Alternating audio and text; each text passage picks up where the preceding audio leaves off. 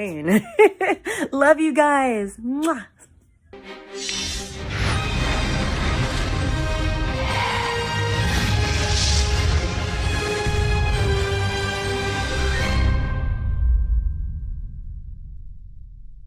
Hello, my name is Maria Canales-Bennett, and I am the First Lady of Professional Wrestling, and you're watching CovalentTV.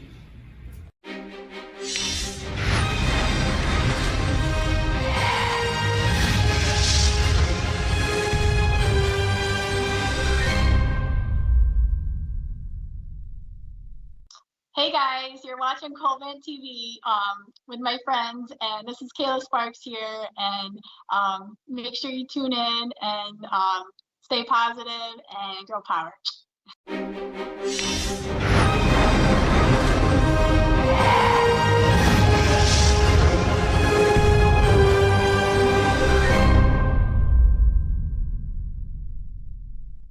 This is Outlandish Zicky Dice, and you're watching CovalentTV. Outlandish!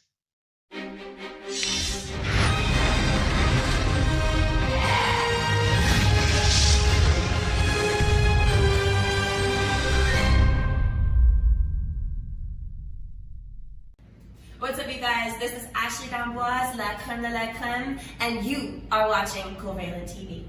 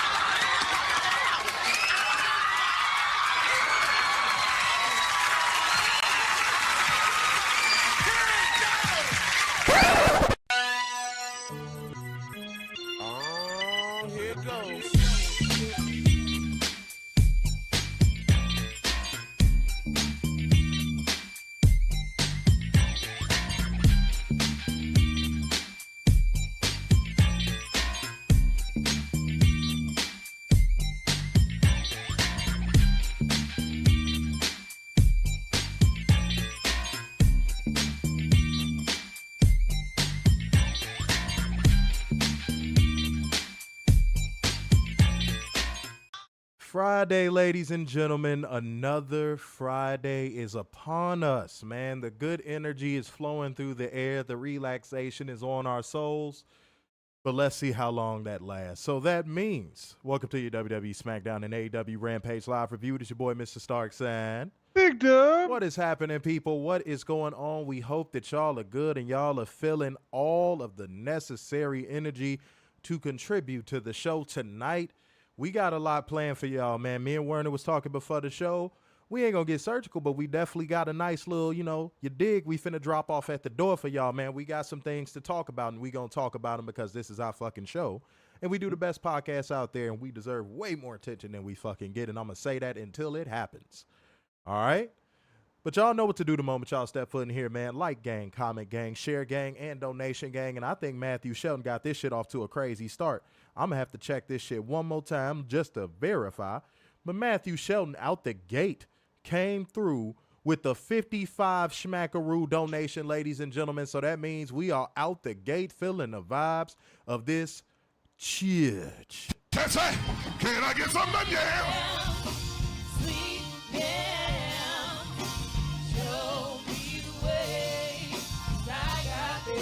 One more time. Come on, y'all love it.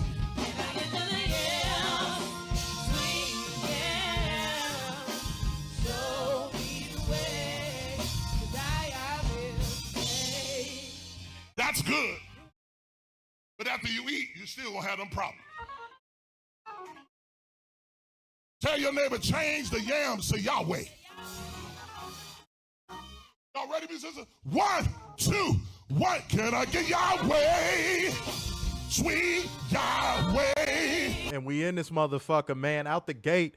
Again, Matthew Shelton with the $55 donation. Y'all could contribute as well, man. Easily. Hitting the Streamlabs link. Hitting the Cash App.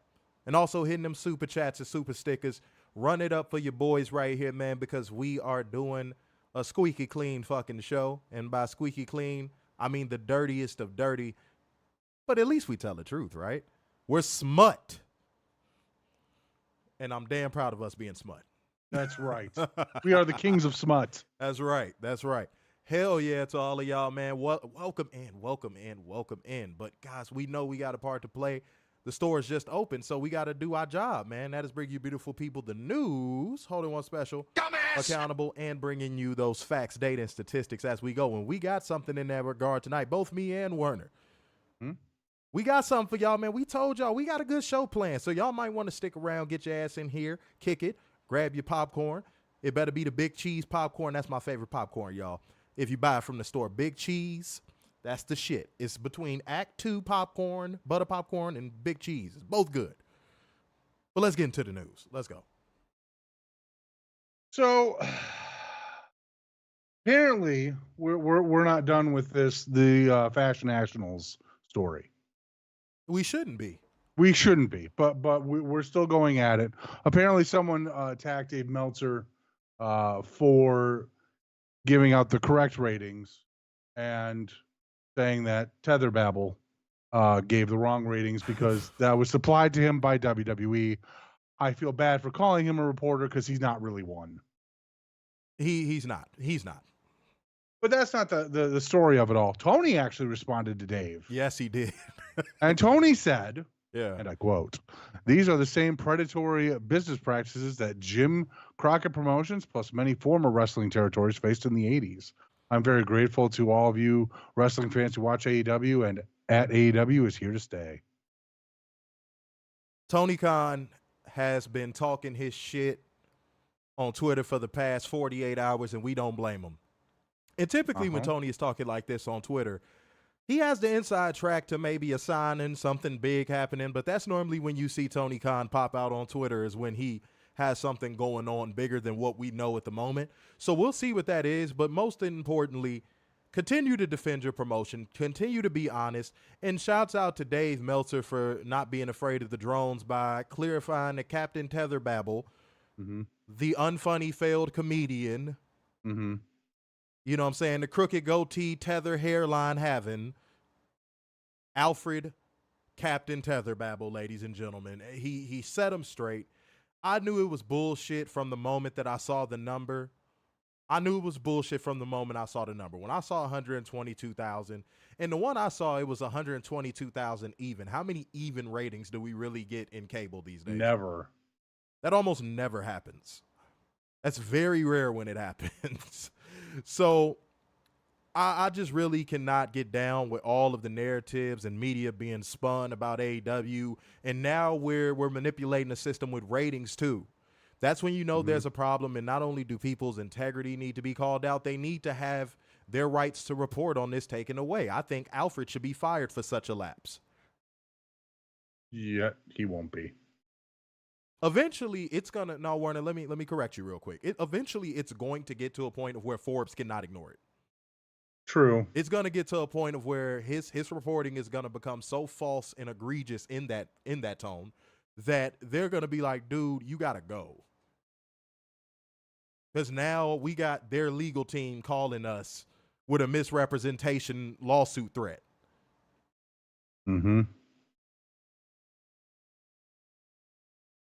So a lot of these people need to start playing careful because Tony Khan is letting y'all get y'all money right now and get y'all monetization dollars by shitting on them. But he could put cases on all you motherfuckers. Shouts out to Denzel Washington. He could put cases on all you motherfuckers, really, if he wanted to. Like if he really wanted to. So I would tread softly. I would tread extremely, extremely softly, guys, especially all you people that work for these publications. All he got to do is cut you motherfuckers off and y'all ain't getting no stories. And I'm starting to notice there's some news outlets that are getting cut off from AEW now because a lot of stuff that has been surprises in the past couple months has not been reported on AEW side. So Tony Khan, shouts out to you for following that advice. Stop letting people talk to you fucking crazy. And maybe, just maybe, you might start seeing your company going in a positive direction. Let's be honest. Let's be fucking honest. All right? But that's all I got to say on that story. All right? let's keep it moving, and then we're going to read some comments in a second. We're going to get through. That's going to be the new format, guys. We're going to get through our opening segments, and then we're going to read a couple comments, and then we'll get into the show. But, yeah, man, we can't keep stopping the show for stuff like that. You know, appreciate y'all. Keep commenting, keep the engagement up, but we got to get through our opening segments. But people that can't get through opening segments of their own lives because they're locked in a basement by choice, guys, these are a group of people that always hop on social media, take the wind out of your sails, make you want to get right back off. They're the people that when you go to wrestling shows, they're probably sitting in front of you or behind you, and you wish security would come punch them in the fucking throat. Guys, if you know what portion of the show is coming up, go ahead and put it in the comment section. But even if you bash us on, I'm going to tell you anyway, it's time for us to hold one special accountable. It is time for drone accountability. Lego. This is from Twitter. Twitter. Warning, this is an AEW drone. Warning, this is an AEW drone. Rare, but it happens. It happens. Context, because we're all about context on this show. Let's do it. Let's do it. Let's give context. Tony tweeted out a match for a collision. Oh. And it is one Kyle O'Reilly versus Orange Cassidy. Try it. That is the context. Try it. To which Maxie Boost on Chill. What the fuck? That's his name or her name. I don't know. Okay. It's All right. 2024. That's fair. Fair. No, go ahead. Mhm. Fair. All right. Said, and I quote, reminder, Tony Khan is the best booker when we bully him to do so. Oh, shit, me a building. Oh, my God.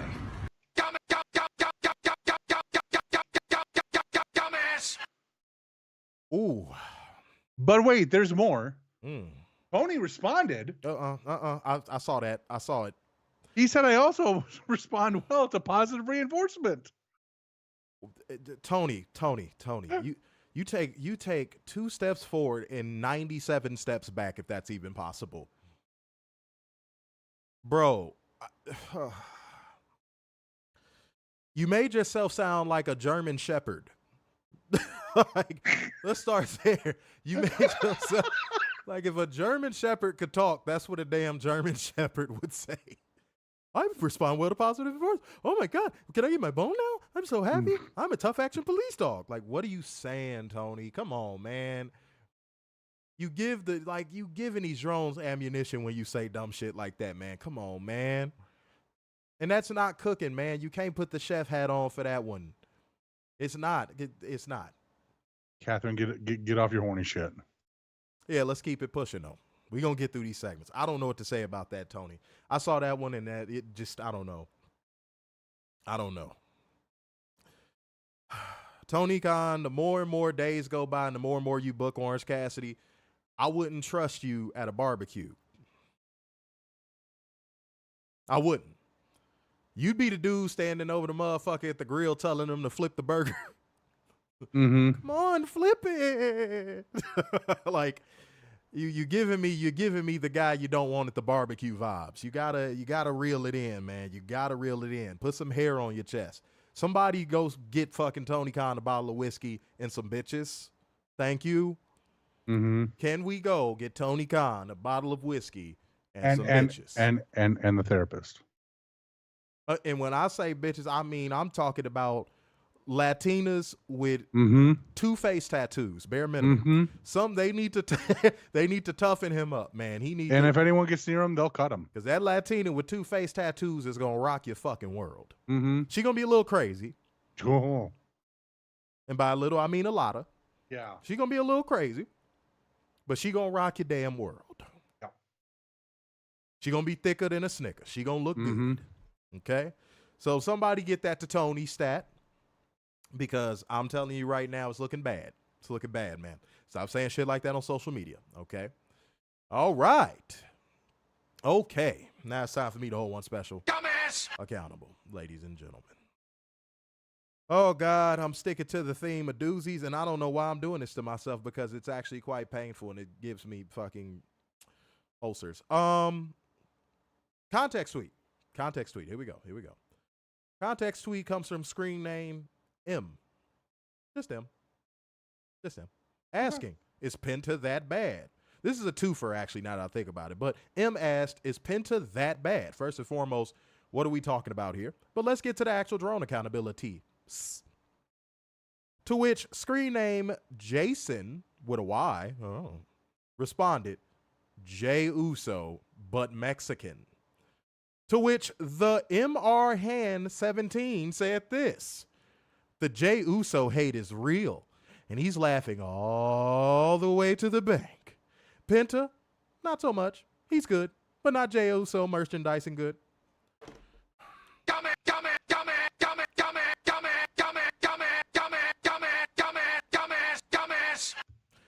I told y'all I'm staying on the doozy train. Y'all need to get the worst of the worst in order for y'all to feel the pain that we feel. What? The ever-loving fuck. These people talk like they were kicked as babies. Like, I don't know. I don't know what to say, how to think when it comes to these people, because what the hell? Jey Uso couldn't wrestle his way out of a ball pit at a Chuck E. Cheese playpen. Jey Uso couldn't do half the moveset that Penta does. Jey Uso couldn't wrestle his way out of his living room with the door open. Jey Uso can't wrestle without coke in his body. Jey Uso don't know how to plug in a router. Confirmed. I confirmed. Where do y'all get these narratives from? Where do y'all actually get these narratives from? Yeah, throw tomatoes at Jey Uso in the comment section. Where do y'all get these narratives from? That's not even cool. It's not even funny. Like, nobody believes that. Like, at least if you gonna troll and you have troll material, at least let it be good. Yeah, like let it have some entertainment value. Y'all sound like unfunny fucking like if unfunny comedians had bots on social media, it'd be y'all.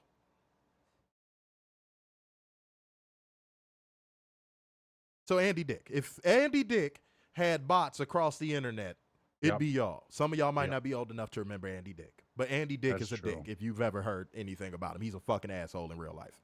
He's still alive. He's some way, somehow. The good people seem to die young, and people like Andy Dick can live forever. Damn. Fun fact, Pauly Shore actually owns the Comedy Store in L.A. Yeah, him and his mom. Well, his mom, I think his mom is all dead, but yeah. Yeah, she kind of stepped away from it. Mm-hmm. But yeah, Andy Dick's a weirdo. He's a fucking weirdo. But guys, that's a problem. Let's stop, okay? Let's stop. I'm talking to y'all calmly. I'm gonna talk to y'all like y'all father didn't. Can we stop getting on Twitter just saying anything to try and get engagement and fucking trying to fucking get monetization bucks? Because I know how much y'all making off of that shit. I'm not stupid. It's not worth it. It's not worth it. Destroying your credibility to say dumb shit, Captain Tetherbabble. It's not worth it. Okay? All of these media outlets that just say dumb shit, it's not worth it, okay? But I don't want to spend too much time on that because we got to get into facts, data, statistics. I'm going to transition. Now, I said I wasn't going to read no comments just yet, but Eggert is in the building. That is a year one CovalentTV watcher right there. Bang, Gotta bang, shout him bang, out. Gotta bang, shout him out. bang. That's somebody that has been here since day one, man. Show him his propers. He has been here damn near from the beginning. So salute to Eggert being in the building. And also, before we go into facts, data, and statistics, like gang, comment gang, share gang, and donation gang.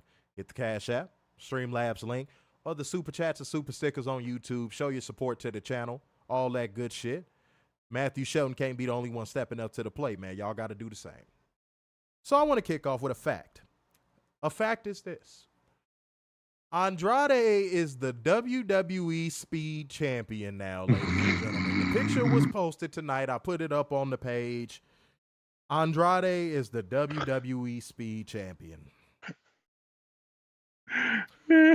Let this be a lesson in life. Now, this might be another early clear the air. Let this be a lesson in life. Sometimes you got to look at things and go, okay, something I love is over there, but that grass may not be what, Werner? Greener. This is worse than the grass not being greener. This is like you left a utopia where the streets are clean and paved with gold. The buildings are nice. Amenities are modern, if not futuristic, to go to fucking Chernobyl.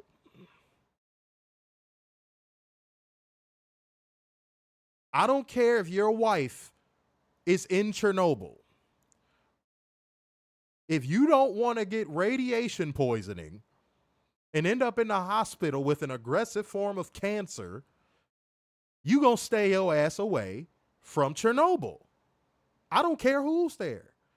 I don't care if God said all of your dead ancestors are in Chernobyl right now, you can go visit them. You gonna have to tell God, move them somewhere else and I'll go see them.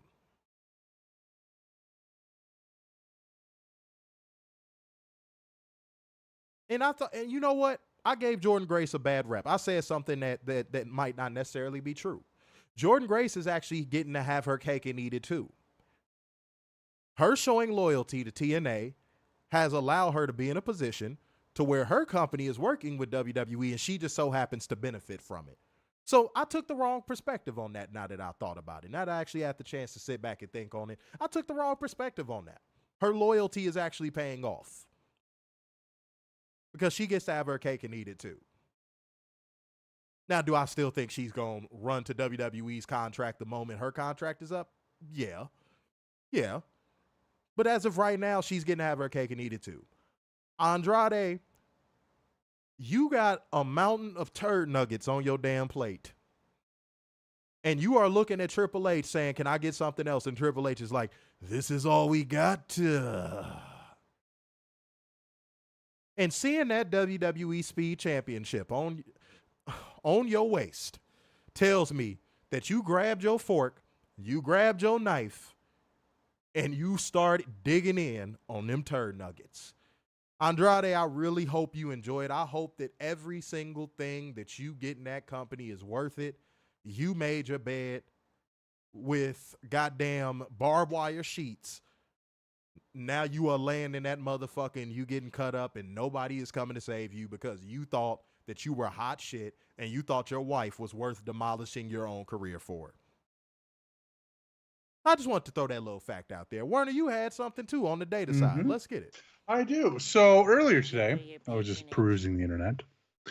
And I hopped on WrestleNomics. And apparently Brandon Thurston was really bored. So he decided to write an algorithm to find the best wrestling matches across history of televised wrestling from 1950 to last year. Now, a lot of this in the early years are NWA and Japan, and WWE doesn't pop up in the number one spot until 1994. I'll even go one farther. For all you Roman Reigns ducks. Whoa, I can't even say words. Go ahead. Yeah. Okay, we're going to hit the rewind button on that. Let's go. Come on. For all the Roman Reigns dick suckers. Ducks. That's right, y'all. If you like Roman Reigns, you suck ducks. Uh-huh. That's right. Put a duck emoji in the comments section. Go ahead, man. Anyways, none of his matches are in this top 10 of from 2020 to last year.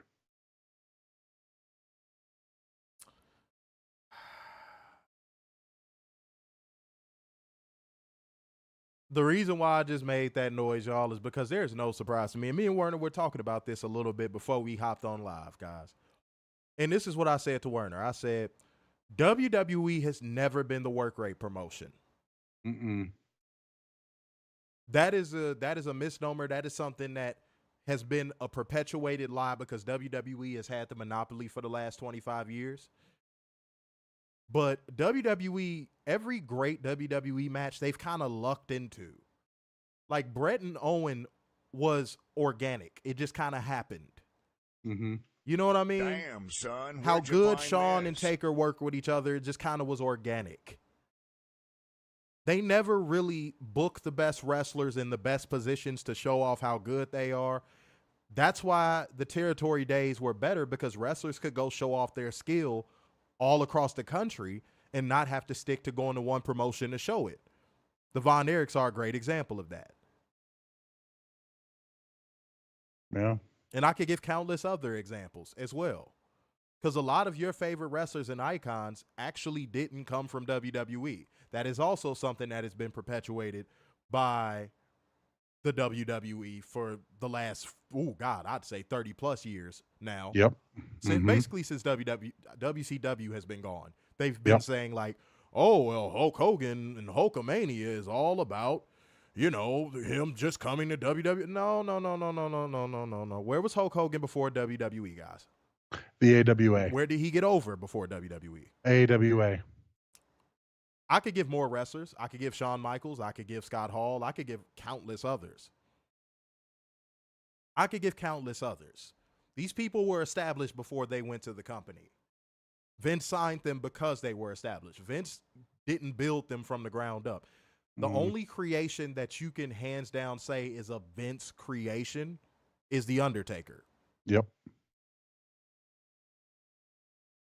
Mankind and all that stuff was a brainchild of Mick Foley. Vince McMahon didn't create that. The Fiend and all that stuff and Bray Wyatt's, that was all Bray. You want to know what a Vince creation is? John Cena. Yep. You want to know what a Reigns. Vince creation is? Yeah, Roman Reigns. You want to know what a Triple H creation is? Seth Rollins. Even though Seth Rollins was established before he came there, Triple H definitely spun him around and did his own little thing. Stone Cold was established before he came to WWE. Him as Hogan and ECW was hilarious. That was fucking hilarious. Yeah, it was great.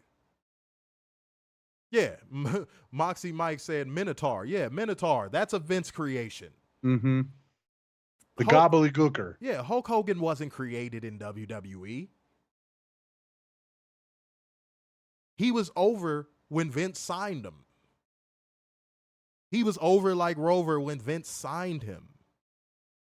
See, a lot of these documentaries, WWE created documentaries, have a lot of people fooled and thinking that this is what it is and this is the history. It's not, bro.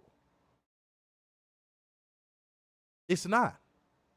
And I need y'all to wake up and understand that stop falling for this damn narratives, these narratives they keep trying to spin.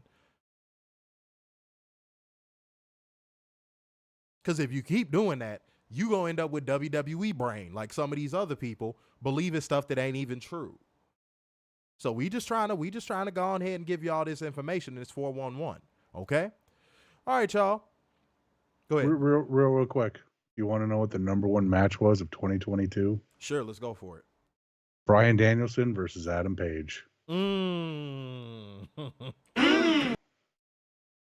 you said WWE didn't have a match on this algorithm until 94? Yep. At least the #1 spot. I'm not trying to be a smart ass when I say this. I'm not. I promise to God I'm not. But listen to me. WWE has never been where the best wrestle. At one point, it may have been where the best sports entertained, but it's never been where the best wrestle, ever. If nobody has ever told you that, there you go. Never has been, never will be. Unless there's just a mass exodus in the company and everybody is swept out of there, it will never be that. Never. And it never has been. And I had asked a question. I'm gonna save that. I think I want to save that for Monday. Yeah, I'm gonna save that one for Monday. But I'm gonna read a couple comments, guys. Again, I'm gonna keep it to the insightful ones. I'm gonna keep it to all of that. And if y'all get mad that I didn't read your comment, put it in the super chat, put it in a donation. That's how we're gonna do things from here on out, because this show has to flow better. We can't be doing 2.5 hour streams every stream. We trying to keep that for pay-per-views, okay? But let me see. Wait, Timmy Deal, new commenter over there on Facebook. Everybody welcome in Timmy Deal. You know what I'm saying? Said it never will be. No, it won't. It just will never be where like the best wrestle. It never will be. And this is coming from somebody that grew up on the WWF. Yeah. This is coming from someone that grew up on WWF. It's never been where the best wrestle. It's not a thing. It's not a thing. It's where the best sports entertain. Yeah, sure. Characters and pyro and all that stuff and Hulkamania and yeah, that's what WWF has always been experts in. And let's be honest here. WWE has never had more than what? 5 technical wrestlers on their roster At any given time. Yeah. at any given time. In any era. Yeah, no, Werner hit the nail on the head. Werner just hit the nail on the head. There were jobbers that were more technical than the wrestlers that were being pushed, if you remember. So, yeah, I agree with that. That's why the Radicals, when they debuted, that's why that was such a big deal. Because Vince didn't really hire wrestlers like that. That's why that was such a big deal. Do y'all remember that? It wasn't just because they jumped from WCW. It wasn't just because Chris Jericho jumped from W. It was because Vince, he wouldn't invest in guys like that. No. So it was shocking to see that he actually wanted those guys. And not only that, he put world titles on Jericho and Eddie. Oh, fuck. I'm going to fuck that up. Oh, Venerando over there on Facebook said, who's your favorite wrestler? Sting. Always, forever. Sting. Or did you mean currently? If you mean currently, right now, Will Ospreay is insane. Yeah. You see what we got. Yeah, Pat Sajak retired tonight, man. I saw his message he gave. And yeah, it's sad, man. I grew up watching that show with my grandfather, my mom. You know, it's crazy to think. It's surreal. It's surreal almost. It's weird not having Pat Sajak and Alex Trebek on at 7 o'clock. Yeah, it's in my unbelievable, area. man. Yeah, it's crazy. Let me see. I'm going to scroll up, guys. I'm going to take a second to find some comments. Hold on. Richard Batson said, you thinking you see more TNA wrestlers coming to NXT and make NXT look good?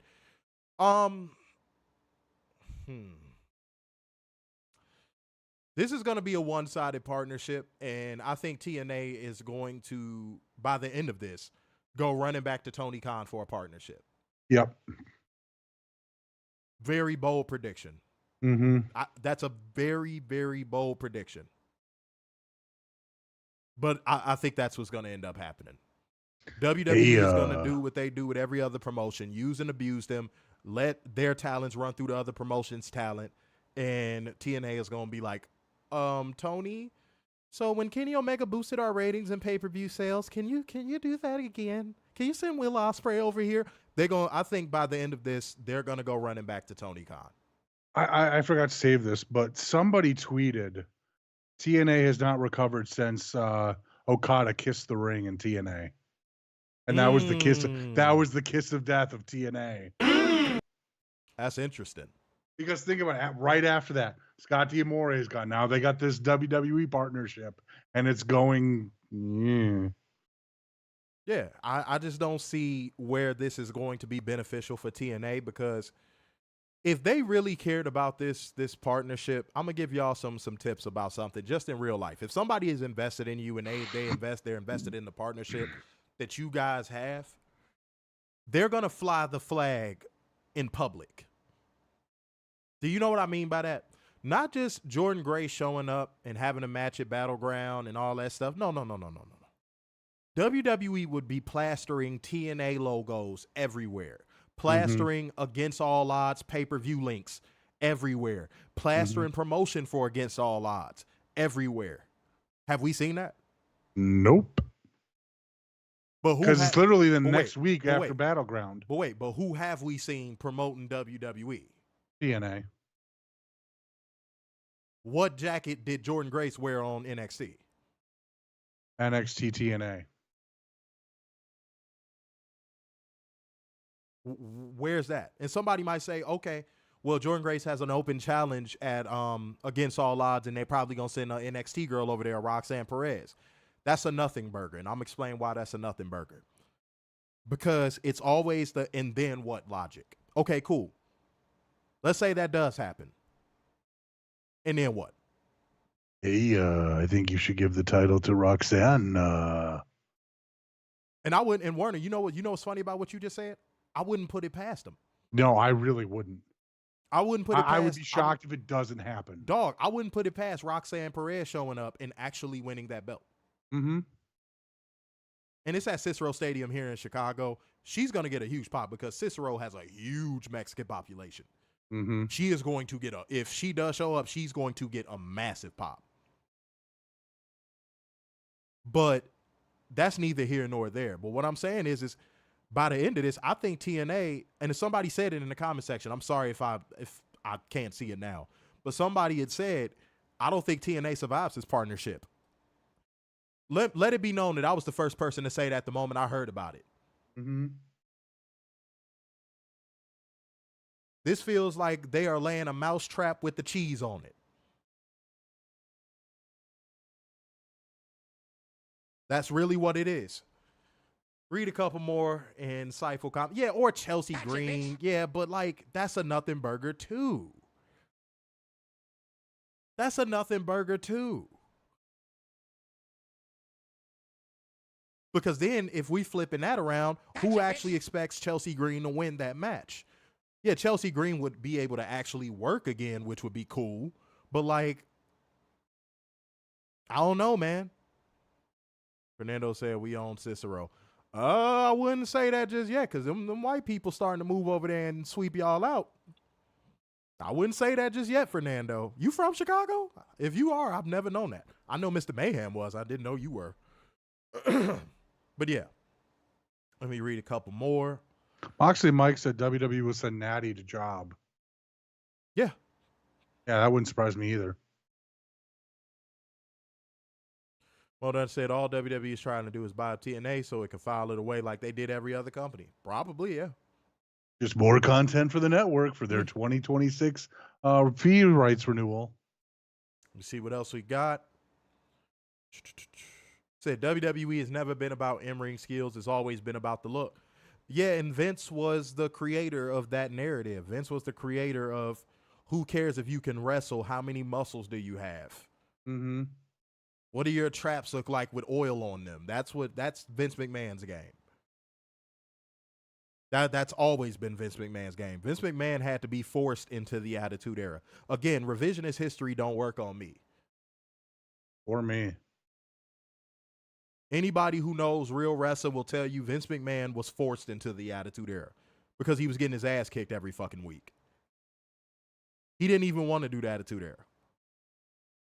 And WWE was because he was sued by pandas, not a creative change. No. The whole Get the F Out campaign was Vince McMahon waving the white flag. Mm-hmm. And look that up. If you guys don't believe anything we're saying, go find the proof. Mm-hmm. Go find the proof. And if I was Tony Khan, because I saw the name Scott D'Amore fly through the comment section, and this is probably the last thing I'm going to say, and then we're going to get into the show.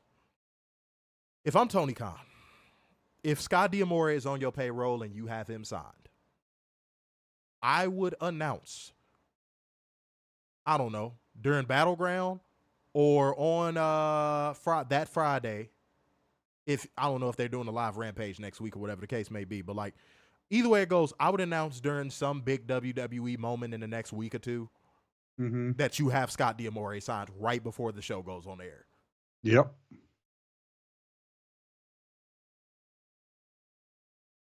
Why not? They play dirty with you. Why not play dirty with them? Exactly. I honestly think that would be a great idea. Why not? Fuck it. Who cares? If you have him on your payroll and you just waiting for a moment to just like drop it on people, what better time than to do it right before like NXT Battleground? That'd be huge. It'd steal all the headlines from Battleground. If there will be any. Or do it right before Clash at the Castle. Again, take the kid gloves off. Get your hands dirty, because They just did it to you. They just tried to say Collision did 122,000 people. What are you sparing them for? Business is ruthless. Everybody say it with me in the comment section. Business is ruthless. You have to be a little bit of a shark to survive in the waters of the business world. I know this from being a boss. Sometimes you're going to have to tell an employee, pack your shit up, you got to go because you ain't cutting the mustard. Could you imagine half of the stuff that WWE does happening in any other sports league? No, because they wouldn't get away with that shit. Right. A lot of, Warner brings up a good point. A lot of the stuff that WWE is doing right now in any other fucking sports, shit, I would go further than that. Even in the entertainment industry. Like movies and TV and shit. They wouldn't be able to do none of this shit. They wouldn't be able to do none of this shit. Like if WWE decided to go against Warner Brothers for some reason, Warner Brothers would squash them. Mm-hmm. Like if they think that stuff coming out about Janelle Grant is bad, you think Warner Brothers wouldn't pay somebody a grip to find out dirt on Triple H and Stephanie? And Nick? So WWE is like that bully that picks on people that are weaker than them because they know that that person will never fight back. That's what they're doing with Tony Khan right now.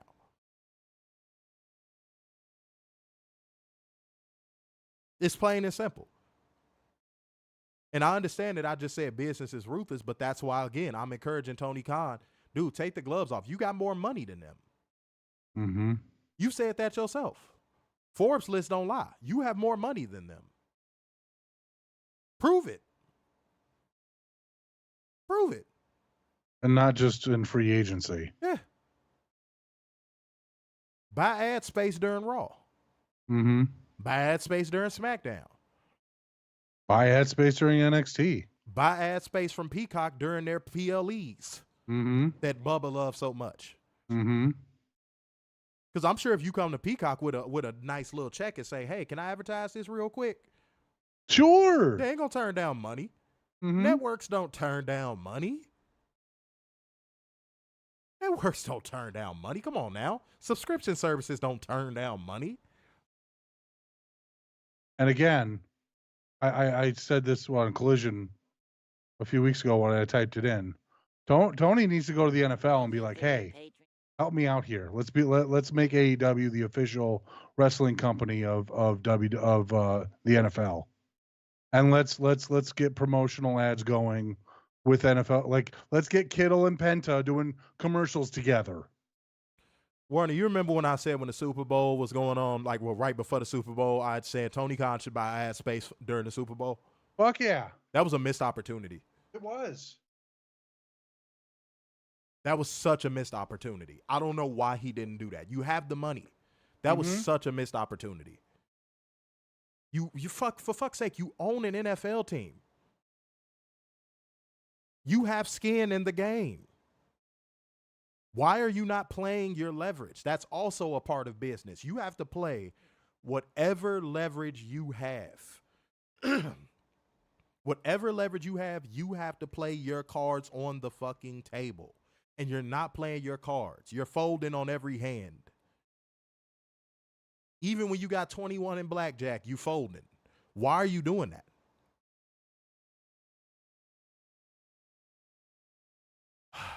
All right, guys, a couple more. And then we're gonna get into the show. Warner, you finna say something? Go ahead. He keeps showing he has no spine.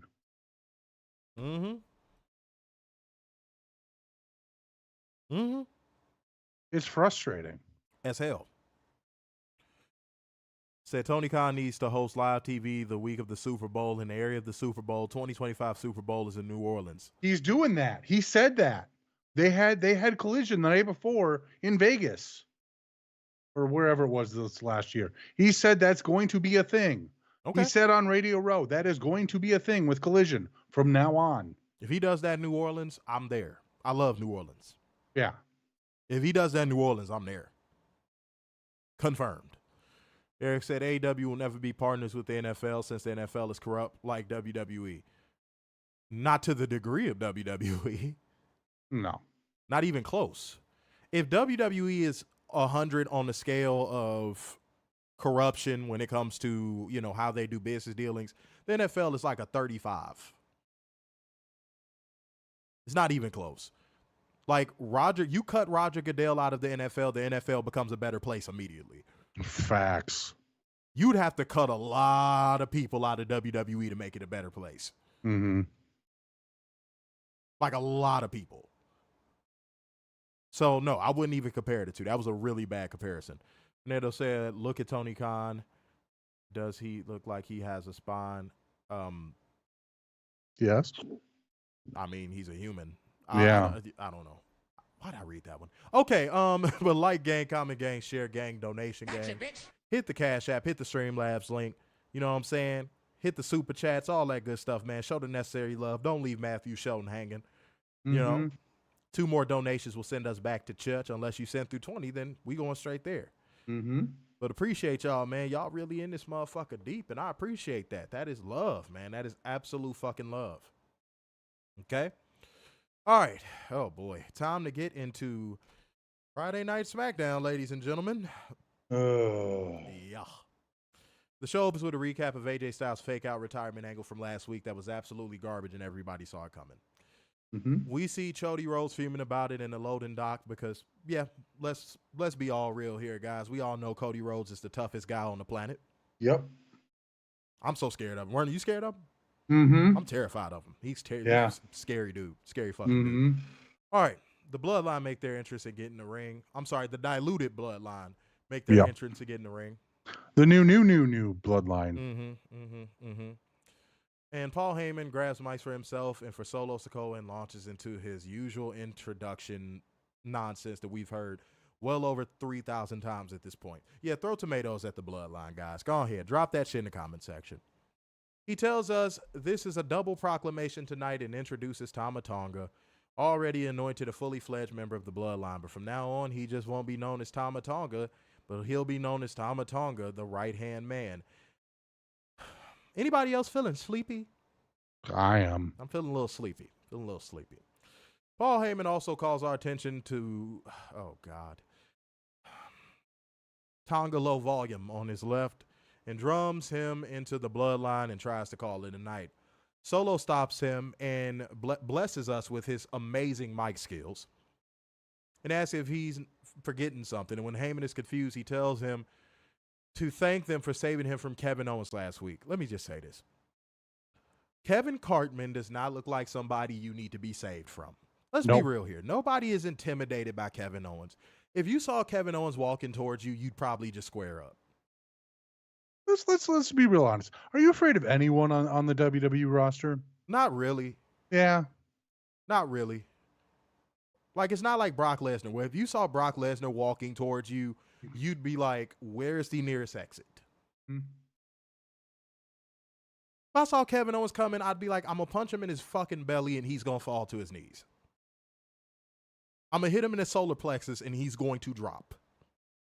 That's if you know how to fight. Don't take what I'm saying if you don't know how to fight. If you don't know how to fight and you don't know where to hit, don't take what I'm saying. You might get your ass whooped. But coming from someone who knows how to fight, if I saw Kevin Owens walking towards me and he wanted to fight, there would be no fear in my heart. Zero. I'd knock the Twinkies out of that boy. Then I'd say, "Screw you guys, I'm going him." Before he would have a chance to say it, of course. Okay. Paul Heyman, like he's been touched in the jail showers, thanks Tonga Loa. And Tonga Loa steps aside and then he thanks Tama Tonga. But Tama Tonga doesn't back off until he thanks him again and calls him his full title. Tama says they could have let KO kill him. Oh my God. Try it. Be fucking for real. Be WWE where we kill people. I'm gonna be like, really, what is he gonna do? Eat me? I'd be more worried about his caloric intake than I would be about him killing me. come on. Can we bring fat shaming back? That's the only way people gonna get skinny again. Can we bring fat shaming back, please? Like, ain't nobody scared of the dude that look like he afraid to take his shirt off by the pool.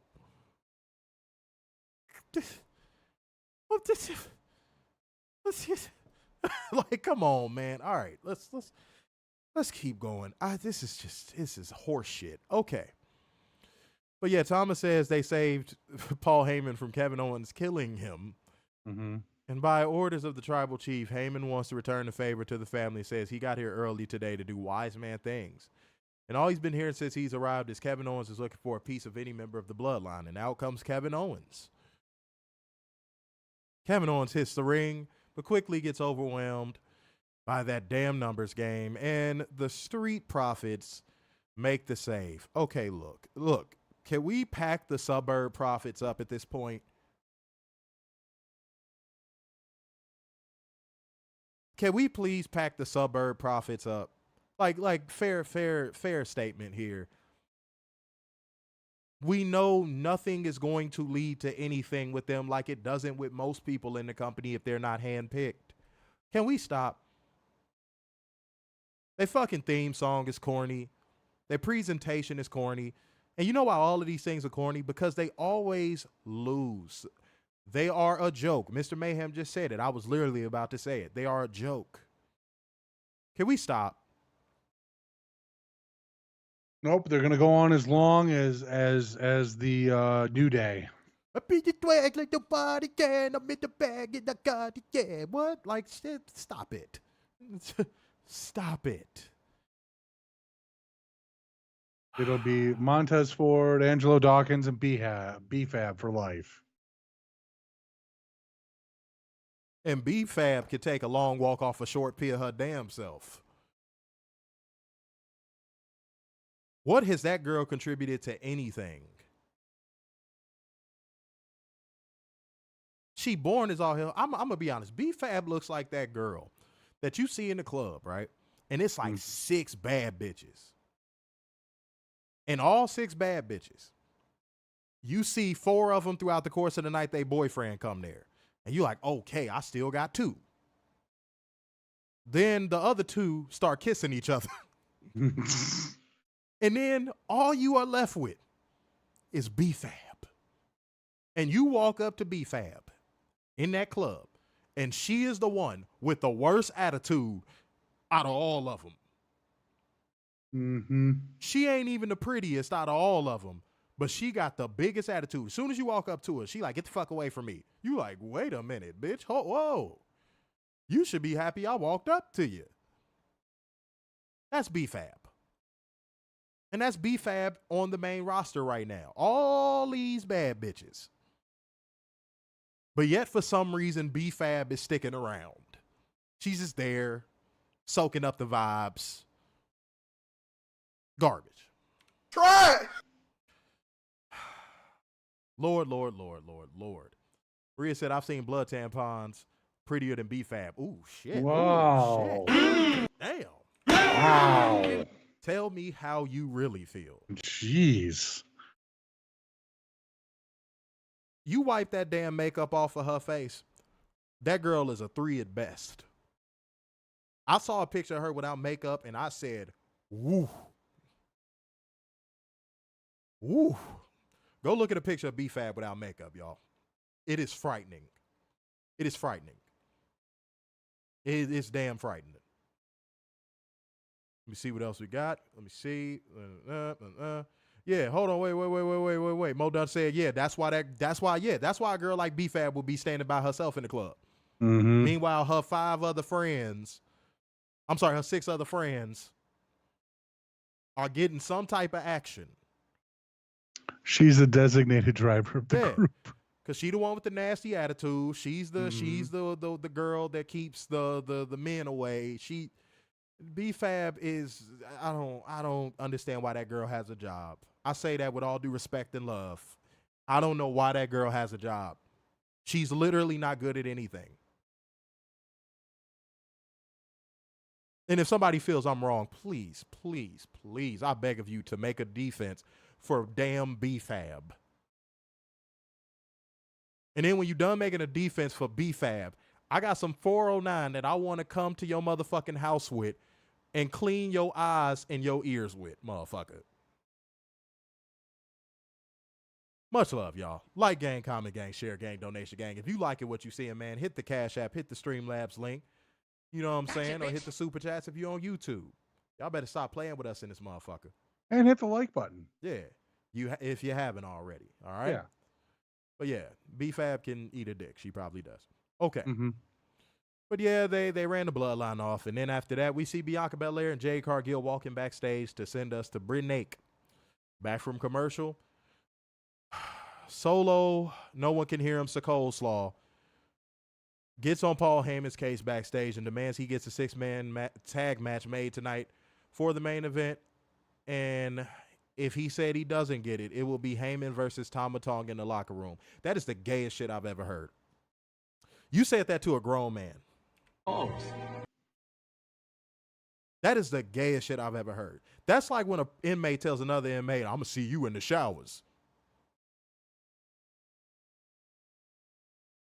You fruit booty ass motherfucker, you.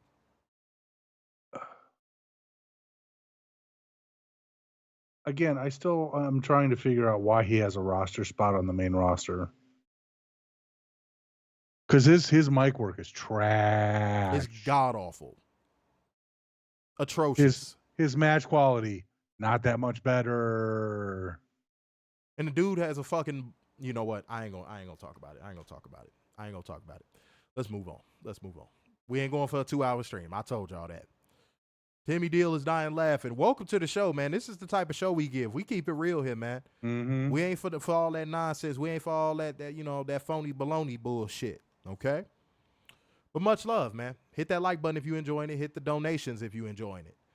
And by the way, shouts out to all the people on YouTube, but let's get this up to 18 likes. It's 18 people in here. You can scroll down, hit that thumbs up button. Easy work. Fernando said nepotism. Yeah. You know, this is the weirdest case of nepotism I've ever seen in my life because there are no Samoans in the management area of WWE. Yeah.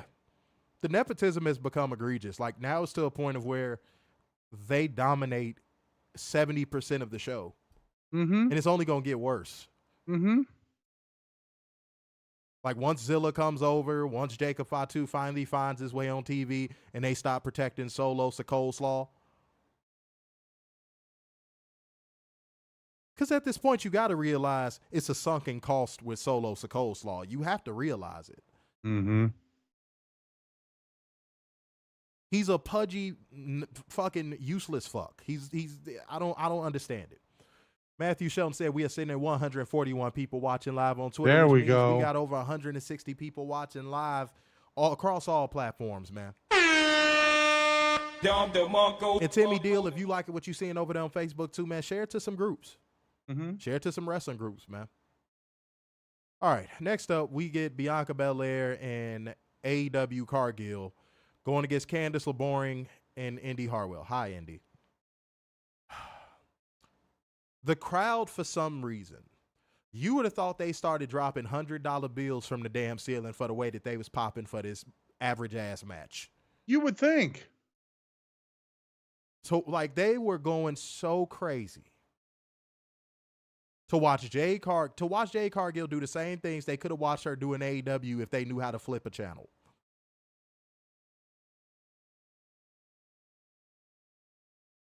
And actually doing it with a singles championship, might I add. Right.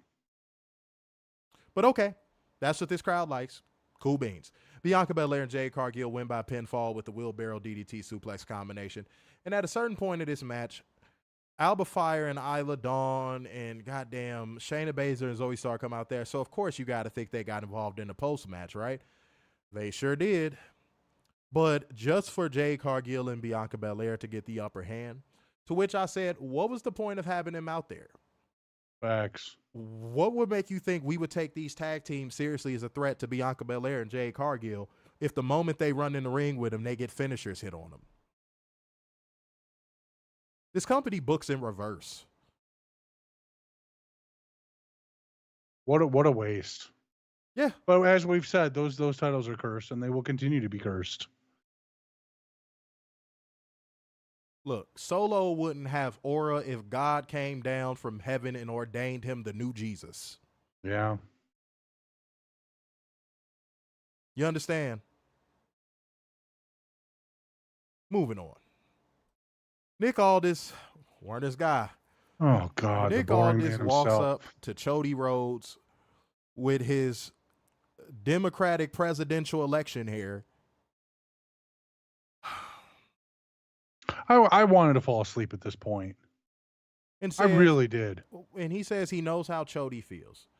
He says AJ Styles played him too. Ooh, look, a TNA reference. AJ Styles played him too, but it's not in the company's best interest for them to fight in the loading dock.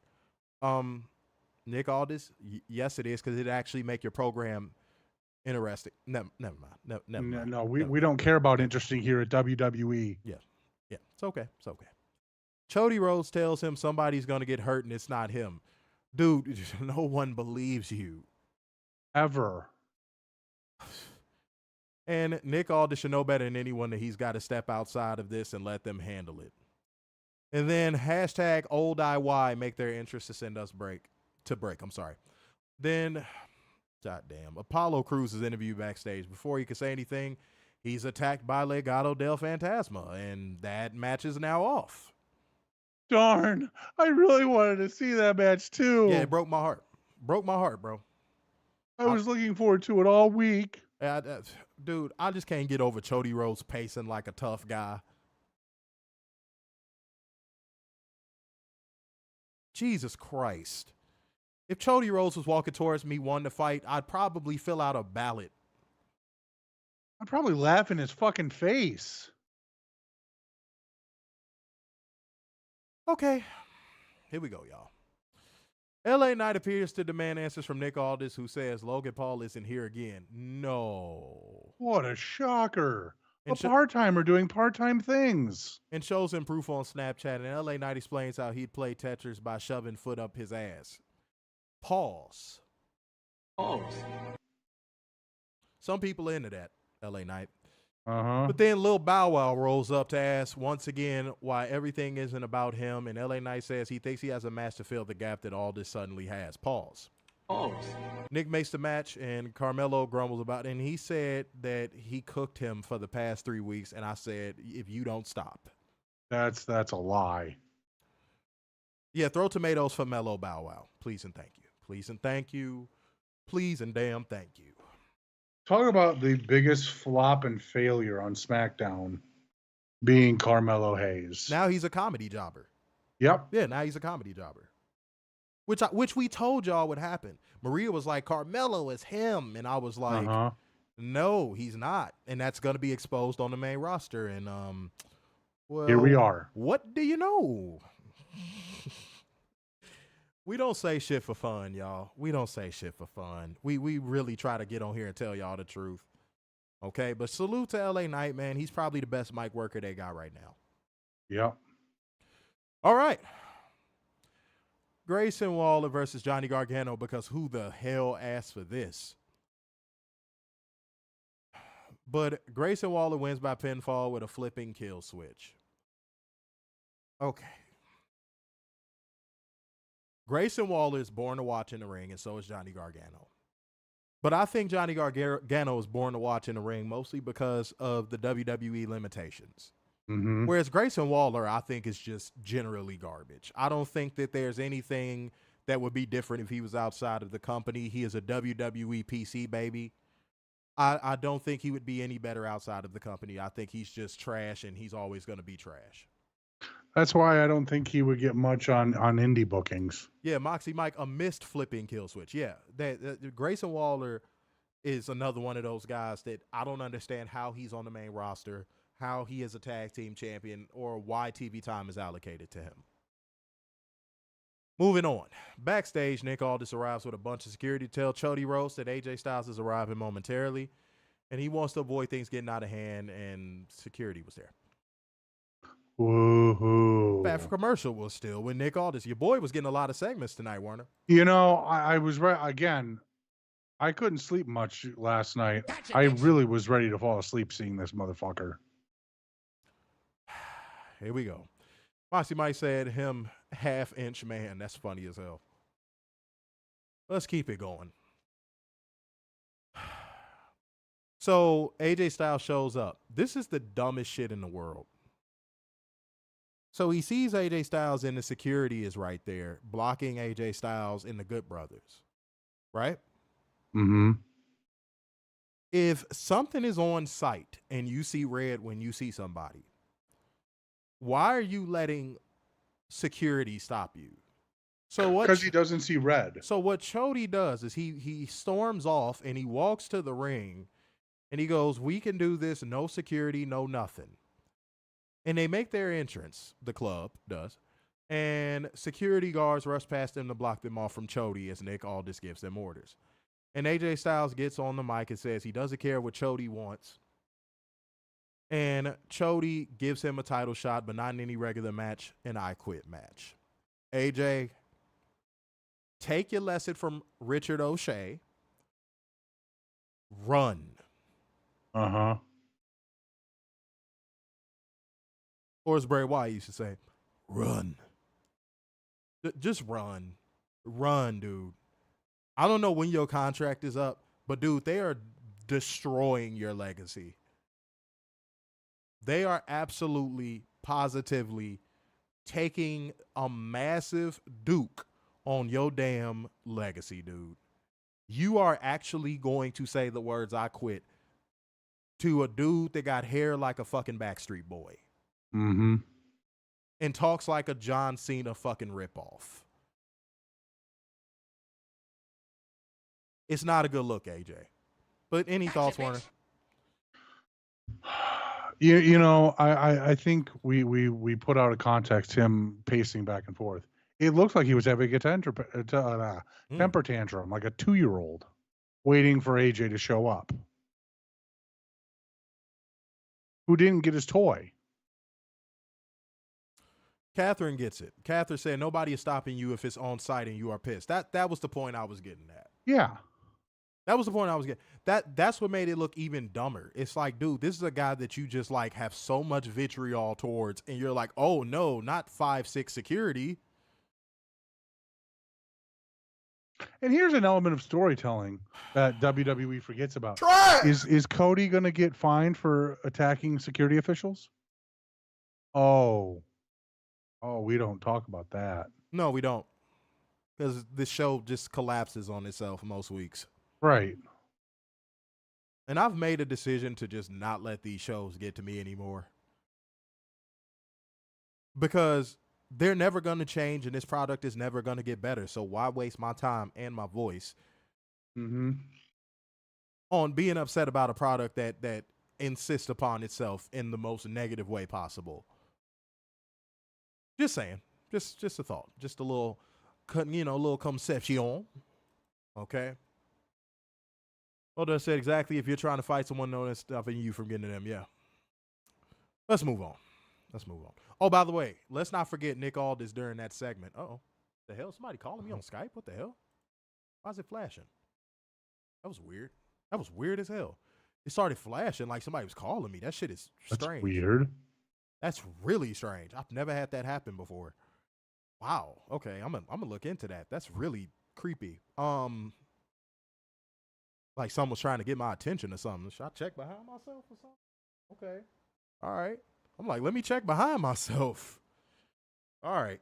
I believe in stuff like that, y'all. That might be like one of your ancestors trying to tell you to watch your back or something. Like, that's never happened. In all 5 years of doing the show, that's never happened. But Nick Aldis did something during that Chody and AJ segment that I know Werner probably hated to the umpteenth power. When Chody agreed to the match, Nick Aldis did this fucking infomercial thumbs up. What the fuck was that shit? Honestly. Really? A thumb fucking's up? Really? You can't just say, hey, we'll talk about this in the back, or hey, this match, it's done, it's a done deal, something. No, we gotta do a fucking thumbs up, because if I say anything more, I'll put the rest of the fucking arena to sleep, because I'm that fucking boring on a fucking mic.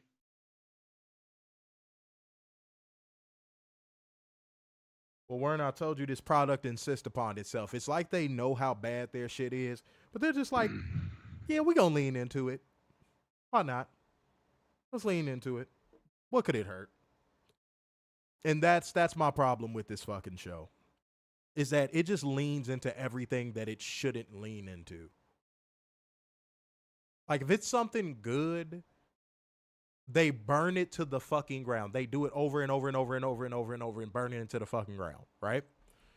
If it's something like shitty, they'll also burn it to the ground, but they'll pretend it's good.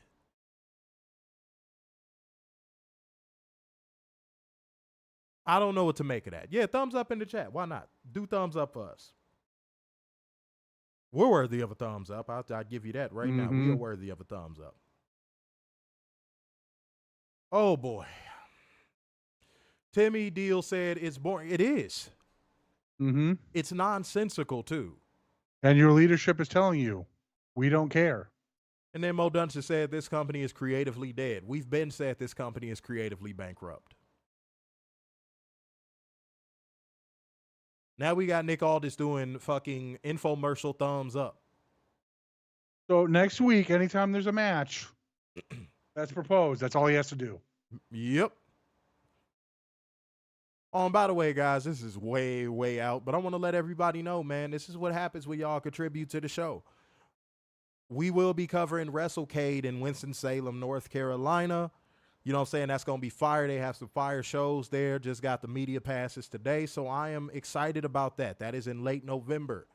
At like the very end of November. It's like December practically. Yeah. I am so excited about that. That shit is going to be fire. If you are going to be there, let me know. I would love to say what's up to y'all. You know? So yeah, it's love, man. It's love. And if you are in Chicago for Against All Odds of the Impact tapings, I'm going to be there as well. So pull up. Pull on up. Matthew Shelton said Tracy Book's good. Yeah, well, you know, but hey, pull up. Yo, Catherine was the one that put me on last year. Give credit where credit is due. This year, I hit Tracy up. She hit me back in like 2 minutes. I'm not even kidding. Like, I sent a message to Catherine, like, yeah, I'm going to message her today, and I went to go send a message. I mean, within 2 minutes, it was there. So, that's a beautiful thing. I am happy about that. It was a movie last year. I told y'all, man, one of the random things that happened when I was out there was I was driving through Charlotte on the way back, and I stopped at a mall. I said, man, I want to pick me up some kicks. I run into fucking Allen Iverson. Like, I know he lives out there, but Allen Iverson on a random-ass day just shopping. All right? So, let's see what movies are made this time around. Wait. Matthew Shelton, you said you going to be there? Oh, there you go. I'm sorry. Tracy I'm sorry. I always get confused with that. I got confused with it last year. Don't give me shit. I know Tracy's a dude. That's my fault. But it is a chick name, to be fair. Okay, so I guess I'm running into a couple of y'all, man. I guess I'm going to see a couple of y'all in that motherfucker. C. Butler says Cicero Stadium is one of my favorite venues. It's electric. You know who you won't see? Who's that? Brendan. Yeah, he's long gone. Yeah. Yeah. So sad. And I don't know if Catherine was trying to start something, but like she was like, oh, well, yeah, you get to fight Bubba. I'm like, this motherfucker saw me on his home turf. This motherfucker saw me at the ECW arena and didn't say anything to me. Mm-hmm. But I said he's more than welcome. If he wants to walk up to me and say something, we could definitely have that discussion. Nah, Brendan ain't gonna be there. No, we know the truth, Catherine. You brought the puppet last year. Cut that shit out. Moxie Mike said we need to have a CovalentTV section in some events. Well, how y'all could do that is with donations, man. Mm-hmm. That's what I keep telling y'all. Y'all put stuff towards the show. We could do stuff like that. And start, yelling at these event places. Word. Demanding that we need to be there. Absolutely. Abso-fucking-lutely. All right, moving on with the show, guys. Where we at on time? Hour 14? Okay, there we go. We going the pace I want to go. There we go. All right. Wow. So, In the most predictable way possible, Bianca Belair and Jade Cargill interviewed backstage, and they said they've decided to defend their tag titles at Clash at the Castle on a triple threat with both Alba Fire and Isla Dawn and Shayna Baszler and Zoe Stark as their challengers.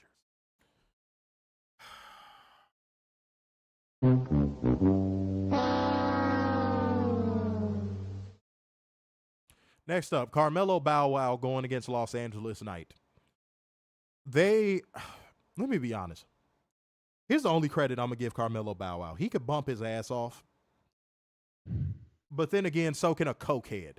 I don't give a shit about none of that. He's not him. He's not good. He's bang average in that fucking ring at best. And you know somebody's bang average in the ring if LA Knight looks like a fucking 5-star match wrestler compared to you. Facts. But LA Knight won by pinfall, ladies and gentlemen. So throw more tomatoes at Mellow Bow Wow. Go ahead, sir. Here's my question. Who the fuck was in charge of camera angles tonight? Because there were more times than not I saw LA Knight calling spots. There were more times than not I saw tarped off sections in camera angles. Not supposed to talk about that, remember, sir? Oh, I'm sorry, but yet here we are going to talk about it. Since everybody wants to take pictures of AEW arenas, let's talk about the tarped off sections at WWE. Yeah, no, you're never supposed to bring that up. But yet here we are, because they don't sell out like they claim they do. They sell out the small allotment, and then they say it's a sellout.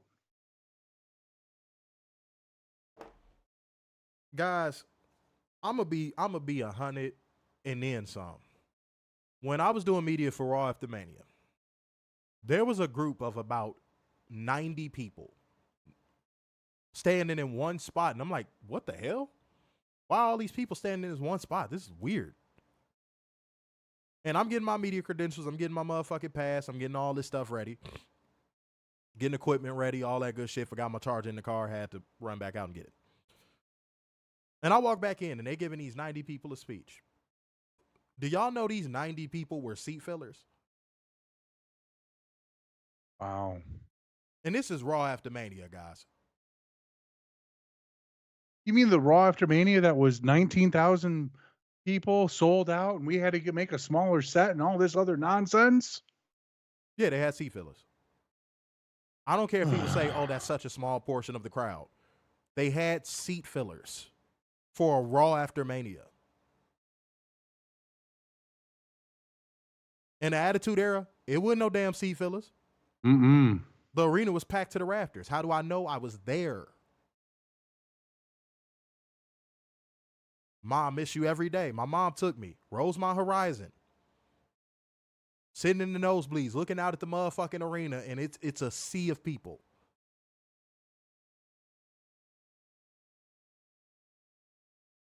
So I ain't trying to hit none of that. And that was back in the days where in between commercial breaks, bitches would be flashing their titties in the crowd. Real talk. That's what I come from. I don't come from this soft ass, oh, go join DraftKings. No, that wasn't happening during no commercial breaks in the Attitude Era. In the Attitude Era, it was women in the crowd with D-Generation X shirts on flashing titties. Mm-hmm. I saw it. I ain't trying to hit none of that shit, bro. I ain't trying to hit none of that shit. And you know what I realized tonight, Warren? I'm glad I brought this up. You know what I realized? I was listening to the crowd. I was hyper focused on crowd noise tonight. Do you know why? Because we always have this confusion about, like, who is this show fucking catered to? Right. It's right back to 09.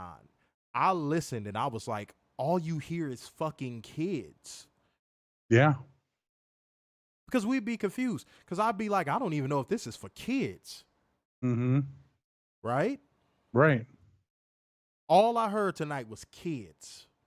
All you got to do is listen to voices, guys. All I heard was prepubescent voices. And I was like, gotcha, bitch. Oh, we back to 09.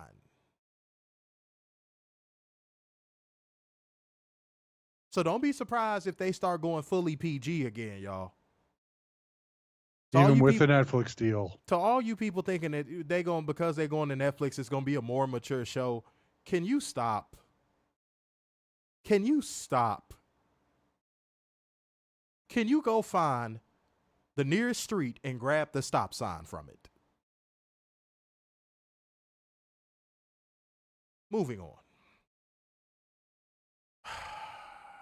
This was the post-match. LA Knight cuts a promo saying he'll play a game with Logan Paul, and if he doesn't want to come to SmackDown, he'll bring the SmackDown to him. Then Tiffany Stratton is backstage, chattering at Nia Jax, telling her she has her back and leaving without Nia even raising an eyebrow. Then Mia Yim rolls up with her titties, and and it's like she saw the reaction her titties got last week, and it's like, let me just wear shit that just shows these calcium cannons. Mm-hmm. Mia Yim rolls up, and Nia Jax tells her to take a page out of AJ's book and actually retire. And Mia throws her drink in Nia's face. And Nia Jax slams her into a table and busts her shit. Mm-hmm. I laughed so hard. Lord, help the children for this joke I'm about to make. Earthquake! No, I'm trolling. She's lost a lot of weight, and Nia looks great. I'm trolling. That was a joke. But she fell on her ass in the funniest way possible. It looked like it was fresh out of a damn cartoon. I got a good laugh out of that. All right, but they end up brawling, and then the crew ends up holding him back, and then Mia Yim tells her to keep AJ Styles' name out of her mouth. Mm-hmm. You mean the same guy that fucking rejected you guys for like 3 months? Yeah. Stupid. Okay. Then, goddamn, Karen Wardrobe Bailey makes her entrance, and we go to break. She dresses like a Karen. She really does. Like God blessed you with all of those assets. Mm-hmm. God blessed you with all of that voluptuousness, and you're like, what can I do to maximize covering all of this up? Now, I don't think women should dress like sluts. I like when women wear lady blazers and so on and so forth. Don't get me wrong. I like that. I like women that dress real classy and traditional. I do. But it's like Bailey's doing it on purpose. Like she knows her fan base likes her for that, and she's like, let me take this away from them. Yep. You get what I'm saying? Mm-hmm. Like, she's not even married. She's not even in a relationship. It's like she hates her fans. Like, Bailey, I hate to break it to you. That's literally all they like you for. Because it ain't your face. Mm-mm. And the Jay Leno chin. Right, Catherine said it. You can still dress classy and look sexy. She dresses like she wants to see a fucking manager. Like, sweetheart, do you know how fucking over you would be if you dressed classy and sexy? Another one of these fucking gnats. Got your stupid ass. Get your ass over there. Sick of these fucking gnats. Okay. But yeah. Come on, Bailey. Come on, Bailey. You need to feed the streets. Feed the streets, Bailey. She's like Right to Censor all over again. Yeah. Like, come on now. Yeah. You gotta stop. Okay, well, you say that, but cite a source. Bailey, you said Bailey wanted to wear shorts before she got hurt. Cite a source. Mm-hmm. And what's stopping her from wearing shorts now? Not a damn thing. Mm-hmm. I think Bailey is... Oh, God, this might get some heat. I don't care, though. I think Bailey is a dyke in the closet. Ooh. I do. Ooh. I'm going to say it. I'm actually just going to come out and say it. That's an interesting thought. I think Bailey is a dyke in the closet. I do. Wouldn't surprise me. Like, I look at the way she dresses. I look at the way she carries herself. Mm-hmm. Like, I do. I'm going to say it. I can't confirm it, but I don't know. Why not just be out? Especially I mean, it's 2024, you know? Yeah, especially in 2024. Like, it's not 1992. Yeah, and she's from Matthew Shelton. And she's from San Francisco. Mm-hmm. Well, no, she's from San Jose. I'm sorry. But close enough. Close enough. Uh-oh.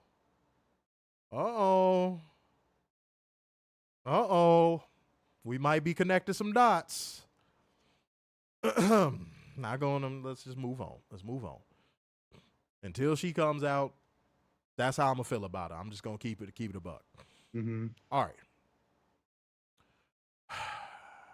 And unfortunately, we get a Bayley promo. She talks about how she's going to be fighting Piper Niven for the very first time, and then out comes Chelsea Green and Piper Niven. Chelsea Green gets it. She came out there dressed in something classy, but sexy. She gets it. But moving on. Chelsea Green calls her a loser several times over and says Piper is going to finish her and they'll become WWE Women's Champion. And Bayley says she respects Piper, but next week she's going to have fun beating her in her own country. Piper Niven takes the mic and says she's embarrassed her last week, and next week she's going to beat the brakes off of her. No, you're not. You're going to lose. You're going to job. Piper talks about the Mae Young Classic being 7 years ago, but she's been putting Scottish wrestling on the map since 2008. No one in the WWE crowd cares. Right. She was a trailblazer and winning championships before she ever stepped through the door. Nobody in that WWE crowd cares. Mm-hmm. And if Bayley had any idea how dangerous she is, she wouldn't dare to stand close to her. Why do you lose so much? Yep. Cool. Moving on. Says she's going to drill her head into the mat and take her little title, and she hopes her respect for her eases that pain a little.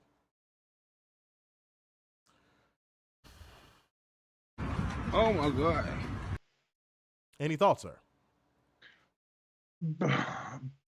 Blah. I mean, this was bad on both counts. Everything Bayley does is fucking blah. Well, and like, I get the history lesson Piper was trying to do, but no, the WWE bubble doesn't care because Vince has conditioned them for decades to say, well, it doesn't matter what you did before. It's all about what you do in the WWE. Yet it does matter. Go ahead. It's fucking trash. Like if okay, perfect example. Shinsuke Nakamura is a multi-time IWGP champion. Sure is. Bring that the fuck up. That's a big fucking deal. Hogan, when he was in WWE in the 80s, said that the IWGP title was more prestigious than the WWE title. And he wanted that more than the WWE title. What does that fucking tell you? Listen to what I'm about to say, y'all. And Werner makes a solid point. This is why I consider Bayley's fan base the most annoying fan base on the planet.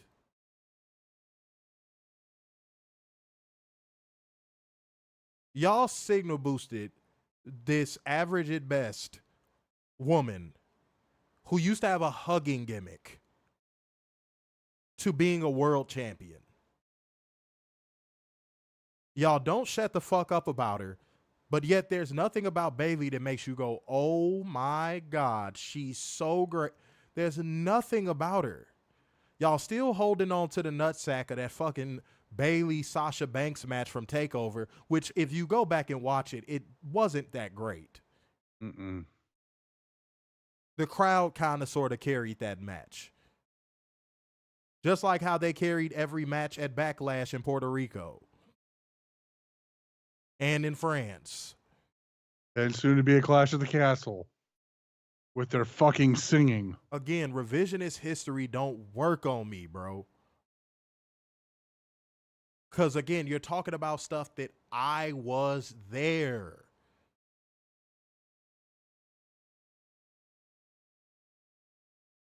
Stop overhyping WWE stuff just because it's WWE. Please and thank you. And to the person, Mr. Mayhem said, I remember when Bayley was engaged to Aaron Solo from AEW. I was just going to say, to the person said that, but I found you. There's tons of women that date dudes that are cornballs and lames and then turn to the other side. Mm-hmm.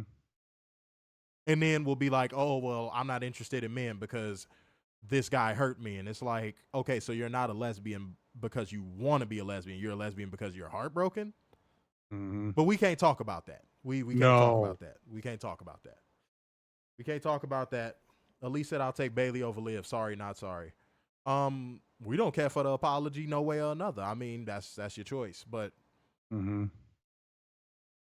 both of them are kind of on the same playing field in that regard.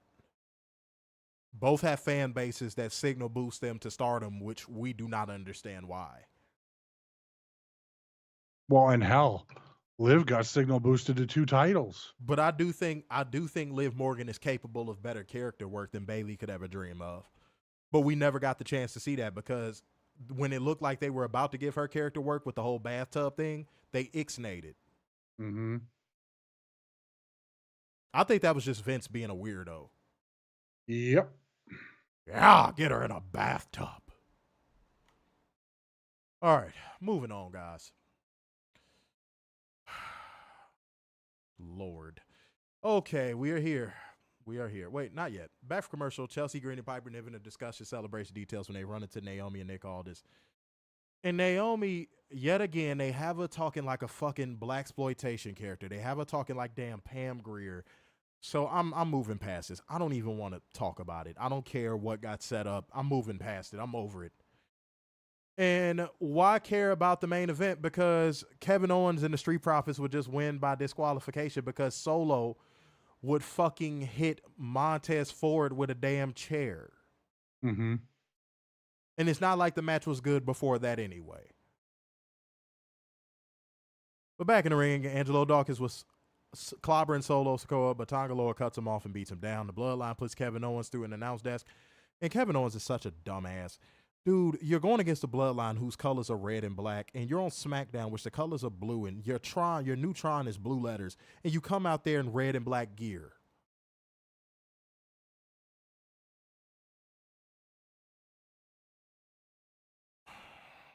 They can't even get like the little smallest details right.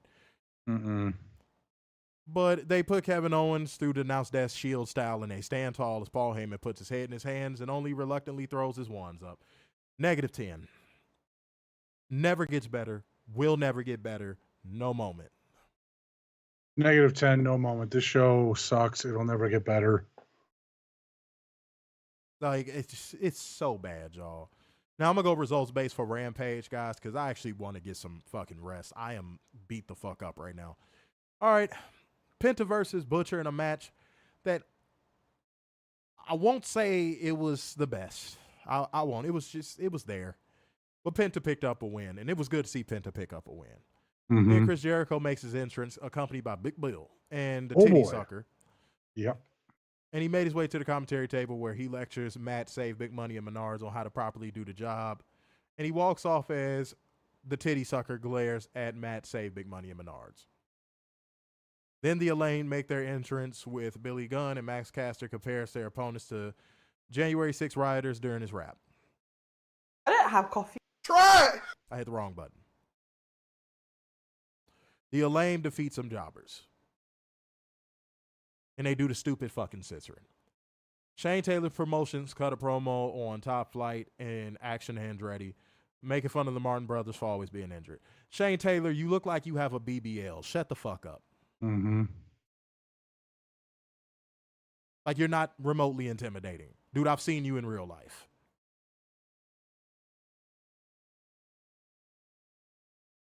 You built like a Latina after 3 kids. If you don't stop. That's why nobody pops when your theme song hits. That's why nobody says the stupid Batman Rumble thing with you. Because no one believes you. Okay. Gates of Agony defeat Private Party in a match that was a mini cheat code. I really, really like this match. Private Party needs more TV time. Facts. I want to keep that short, sweet, and to the point. They need more TV time in the worst way. Then there's a video package where Tony Booty cuts a promo on Lady Frost ahead of their match tomorrow on Collision. I thought it was really well done. Then Facts. the Bang Bang Gang, all fully healthy and together again, defeat some jobbers. And Jay White cuts a promo after the match and says they're back at full strength now that Juice Robinson is healthy and Jay anoints Juice as 1/4 of the Unified Trios champions as they drape him in gold. And he says, if you're not down with that, they got 2 words for you: guns up. And next up, Mina Shirakawa defeats Serena Deeb in a cheat code of a match. Mina needs to come to America like Will Ospreay did and, no pun intended, establish her stardom. Facts. She is ready. More than ready. Get her, Tony, get her over here ASAP. She has a connection with the crowd. She's everything you hoped Hikaru Shida would have been. Yep. Swear. And Riho. Yes. Yes. She is everything that you thought Hikaru Shida and Riho were going to be. She's all of that and then some. You need to get the inside track to signing her. She is ready. Everybody loves her. She got big titties. Life is good. Then Mariah May runs to the ring to celebrate with Mina, and Toni Storm also gets in the ring, and Mariah tries to get them to shake hands, and they do. And then they both hold the ropes open for Mariah to leave the ring, and they both try to leave Mariah as Rampage goes off the air. Rampage, I'm going to give a 3.5 this week because outside of the Mina match and the Private Party Gates of Agony match, this show is a flaming pile of horse shit. Yep. Moment of the night, you know what? How they're building the custody of Mariah May. I think that's an underrated build. And and it's actually making me interested to see how that match at Forbidden Door is going to play out. And I told Werner that's my sleeper for Forbidden Door. Because I feel like it's going to be a lot of enjoyable fuckery in that match. Go ahead, sir. I'm actually going to go 3, flat 3. Again, same thing. Yeah. Outside of Gates of Agony and the women, I mean, my God, Tony, ramp it up with Rampage, for crying out loud. You call it the fastest hour, but like it's the fastest hour of trash most times. Fix it, please. Don't make this like Velocity, for crying out loud. That's what it basically is at this point. Yeah, I don't want Velocity on Friday nights. Especially after watching 2 hours of SmackDown. Ooh. Yeah. Don't get me started. But like gang, comment gang, share gang, donation gang, y'all need to go ahead and hit the donation links or the Cash App or anything. Y'all ain't hit the Streamlabs in forever, man. Y'all letting us down, bro. Okay? But Matthew Shelton has been stepping up. But don't leave him by himself. If you support your content creators, actually support us. You know what I'm saying? But you know what? Fuck it. I'm going to say it. Let's just try to get Timo Schmackaroos on the Cash App before we sign off. Or, shit, even after we sign off. How about that? But Mo Dunch has said 4 moment of night main event. Moxie Mike said we need that HLA with those 3 ladies. I think that's probably what's going to happen in Forbidden Door, and I'm here for it. Yep. I just got this feeling that that's how that's going to go. After said rating 5, Mo Dunn said 43 minutes and 15 seconds of wrestling on Raw, 33 minutes and 2 seconds on SmackDown, 55 minutes on Dynamite. They got to get that up. 32 minutes, 41 seconds on Rampage. And Matthew Shelton said, I've ordered it. Flat 3 as well. Gates of Agony and Mina. Said or speed. Maria said 3 for Rampage, -8 for SmackDown. So Mayhem said, man, you know Maria's woke up when she's giving SmackDown in the negatives now. She used to give SmackDowns nothing under a 5. Swear. Whoa. So Mayhem said, SmackDown moment of the night, LA Knight beating Mellow Bow Wow, and moment of the night for Rampage, Mina Shirakawa and Serena Deeb. Fernando with a 5. There's no way I was going above a 4 for this show. There's no way. Tony needs to step it up with Rampage, point blank, period. My mic doing all types of shit. Okay, stop. Will you cut that out? Okay. But damn near 200 people watching live right now, man. Probably over 200 across all platforms. But much love to y'all, man. Y'all got to step it up on the donation gang. But Matthew Shelton's been killing it in that regard. We need y'all to really step up and do y'all part. Because, again, that's the only way we're going to be able to continue to do cool shit on this show. And I'm sure y'all want that. But y'all got to understand everything we do has a price. Shouts out to Ted DiBiase. Yep. What was I finna do? Kids are going to go to jail. But yeah, absolutely. All right, clear the air. I'm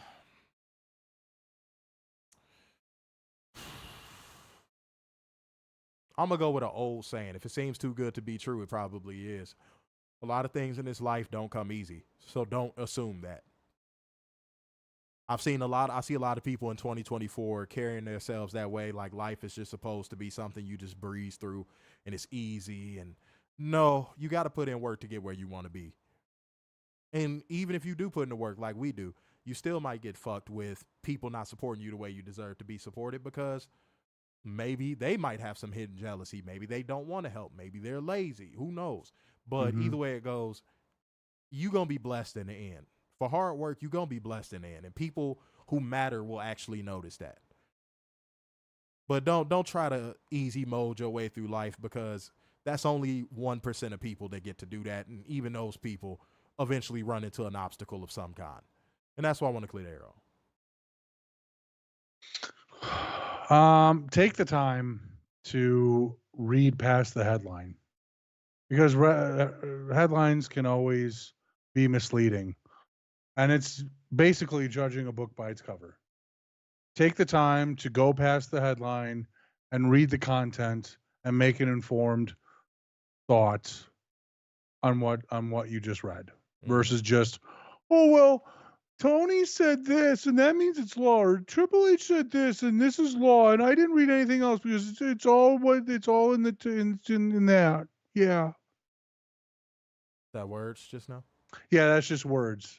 I mean, go past a quote. I mean, that too. I mean, it's ridiculous where we are to you can't read a whole article all because you just saw a quote in a headline. Well, reading is fundamental. You got to read it. You got to read. You got to fucking read. All right. Well, guys, hour 41 minutes. Okay, cool. I'm happy with that. I am happy with that. So it's about that time to get up out of here. So therefore, going once, going twice. And so to the man with the braids in his hair. So sign off yet again. It's the epitome of black excellence, the king of dimes, the just your boy, Mr. Starks, and the big and football worldwide, the Messiah, 7 cute sixes, and the eternal pessimist, Big Dub. Peace out, y'all. See you Monday.